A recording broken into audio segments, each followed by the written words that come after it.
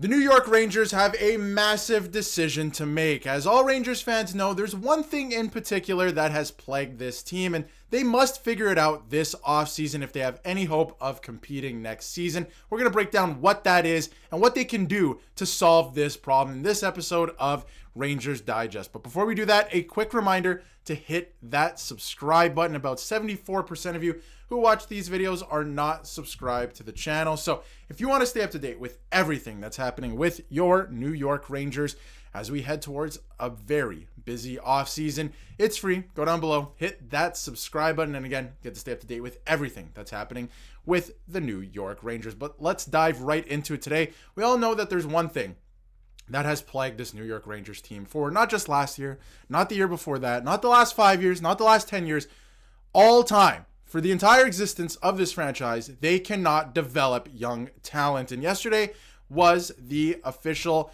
NHL draft lottery for this year, and the Rangers get the number 12 overall pick. And unfortunately for Rangers fans, we got to address it. The New York Islanders are picking first. We know that they're not going to do anything with that pick. And shout out to Patrick over there on Islanders Digest. I know you're pretty hyped about it right now, but we know the Islanders are not going to do much with that pick. But enough with the Islanders. The New York Rangers have the number 12 overall pick. So, they can do a lot with this 12th overall pick. They really can. I mean, there's so many good players on. I mean, the draft only really starts to dip this year after, pick 12, pick 13. That's what people are projecting. And when I say dip, I mean they're not going to make the NHL right away. The top 10 is absolutely fantastic. This is a deep draft, so it should be absolutely electric. So the Rangers have the 12th overall pick, and the New York Rangers earned all 8 points. This is something that I thought was crazy from the draft lottery. They earned all 8 points over the Islanders this season, available 8 points in those 4 games.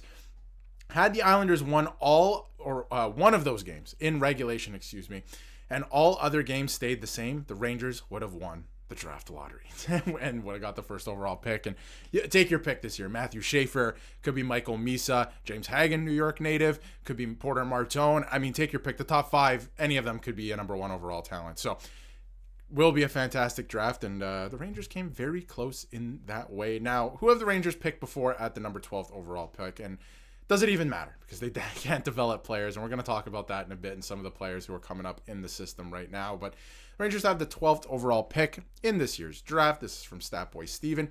5 times before they have drafted in that spot. All 5 times that player ended up playing in the NHL to varying degrees of success. I think that's a good success rate, except for, of course, Hugh Jessamine down there who played 2 NHL games, but the rest of them had over 100 points. All of them. And Mark Stahl, fantastic player for the New York Rangers. A couple other big names in there as well. So good company there at number 12, and hopefully this year's number 12 overall pick makes a huge difference and is an impact player for the New York Rangers. Now, this is another thing that the Rangers have to consider with their pick this year that I think is very interesting. This is from Vince Mercogliano. Now it's official. The Rangers did not win the lottery because Utah jumped all the way from 14 to 4, by the way, which is absolutely insane. The Rangers get bumped down to number 12 overall. Now they have until 48 hours before June 23rd, the draft floor, right? You have 2 days before you're actually there at the draft to declare if they are going to keep the pick or send it to Pittsburgh, because Pittsburgh has the right to either this year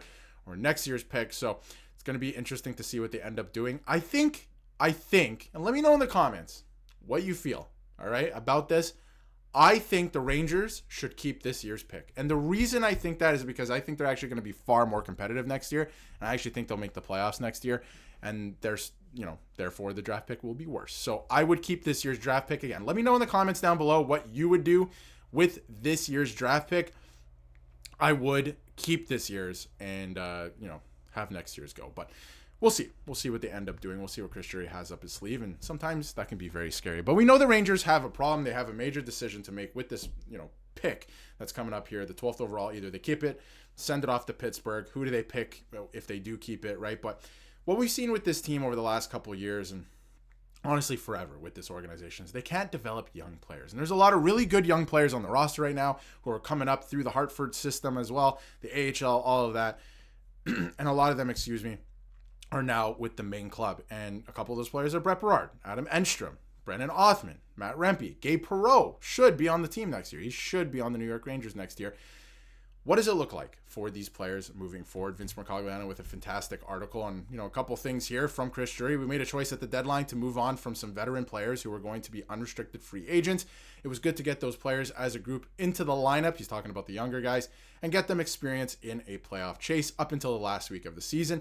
I think it will benefit all of them moving into the offseason and knowing what they need to do this offseason to be ready for camp next year. And I think that, I was talking a little bit about that, about how, last season the Rangers needed to get a lot of these guys into the lineup to kind of get them the experience of playing at the NHL level. And that's why I was so upset when they scratched Gabe Perreault and Brett Berard and a couple of these other guys, because if you look at the lineup, I mean, this is from last year, or the end of last year, I should say.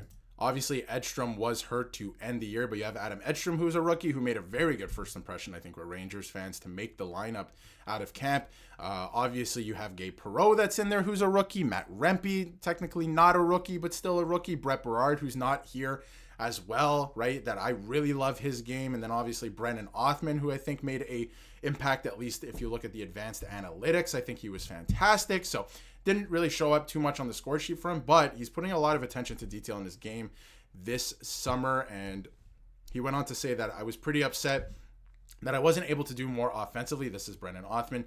That's the goal going into the summer. I know I can do more offensively. The organization knows I can do more offensively. It's just an opportunity that I'm hoping to be able to get next year. This year was just an opportunity to come in and be noticeable, work hard, and not so much worry about the points. And I like that, right? Get your feet wet at the NHL level and then get ready to go next year in a bigger role. And I think that he will play a big role for this team. And I think he's going to put up a bunch of points. I think he figured it out at the end of the year there. He was playing well. He was working, for his minutes. He was making good use of his minutes. There's a new coach in Mike Sullivan coming in now where, with the new system and obviously his willingness, at least, I don't know if he likes young players, but his willingness to work with young players, unlike Peter Laviolette. So that's going to be something as well. And then when you look at the other side, like Brett Berard revealed that, this summer he's going to stay in the New York area and join a training group that includes Matt Rempe, Chris Kreider, and Jonathan Quick. And we know that Matt Rempe was living with Jonathan Quick at some points as well, and training with Chris Kreider last summer. So Brett Berard, if he makes like a huge improvement going into next year, I mean, he is going to be,